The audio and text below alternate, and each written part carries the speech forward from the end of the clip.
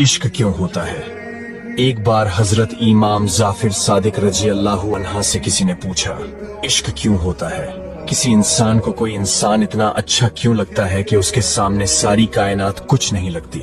इमाम जाफिर सादिक रजी अल्लाह अन्हा ने जवाब दिया, मैंने अपने बाबा से, उन्होंने अपने बाबा से, और उन्होंने अपने बाबा से, और उन्होंने रसूलुल्लाह सल्लल्लाहु अलैहि वसल्लम से ये कहते सुना, हर इंसान के अंदर अल्लाह ताला की कोई ना कोई सिफत जरूर मौजूद होती है। कोई रहम दिल होता है, कोई सखी होता है, तो कोई आदिल होता है, कोई शुजा होता है। इंसान अपने अंदर पाए जाने वाले उस साफ की खुशबू किसी दूसरे में महसूस करता है तो उसकी तरफ माइल होना शुरू हो जाता है, और उससे बात करना, उसे देखना, उससे मिलना उसे अच्छा लगता है।